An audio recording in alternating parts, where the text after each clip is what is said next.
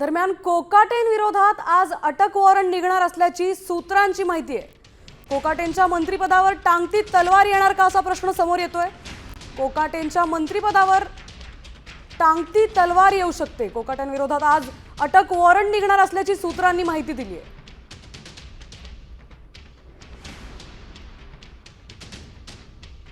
आत्ताच्या घडाची मोठी बातमी आहे। कोकाटेंविरोधात आज अटक वॉरंट निघणार असल्याची सूत्रांनी माहिती दिली आहे।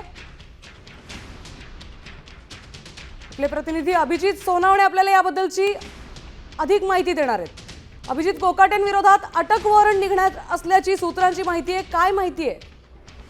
नक्कीच आज दिवसभरात या सगळ्या संदर्भामध्ये अटक वॉरंट निघू शकतं अशा पद्धतीची सूत्रांची माहिती आहे।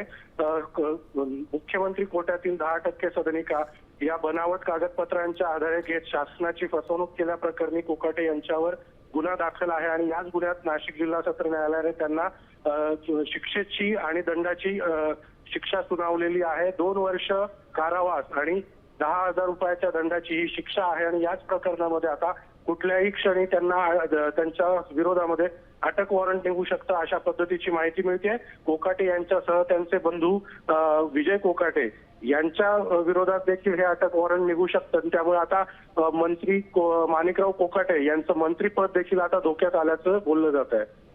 आता जर यांच्यावर अटक वॉरंट निघाला तर यांना मंत्रिपदाचा राजीनामा द्यावा लागू शकतो का?